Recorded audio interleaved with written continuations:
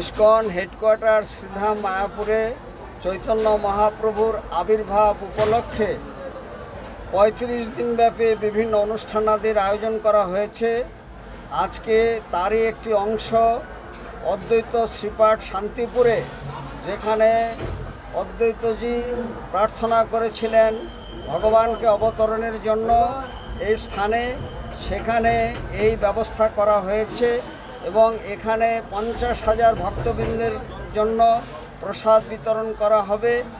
এবং এখানে কথিত আছে, যিনি প্রসাদ গ্রহণ করবেন, যিনি এখানে উপস্থিত থাকবেন এবং প্রসাদ বিতরণ করবেন, সকলেরই কৃষ্ণ প্রেম লাভ হবে। সেই জন্য বিশ্বের বিভিন্ন প্রান্ত থেকে এখানে প্রায় 50,000 ভক্তবৃন্দ উপস্থিত হয়েছেন। জাতি ধর্ম বর্ণ নির্বিশেষে সমস্ত মানুষ এখানে এসেছেন এবং শ্রী চৈতন্য মহাপ্রভু, নিত্যানন্দ প্রভু, অদ্বৈত আচার্যজি তাদের এখানে এক স্থানে অবস্থান করেছিলেন, সেই বিগ্রহ রয়েছে এবং এই স্থান ঐতিহাসিক স্থান। সকলে আসুন এবং শ্রী চৈতন্য মহাপ্রভুর প্রেমাদর্শ সমগ্র বিশ্বব্যাপী ছড়িয়ে দিন। রসিক গৌরাঙ্গ দাস, ইসকন মায়াপুর, জনসংযোগ আধিকারিক, নদিয়া।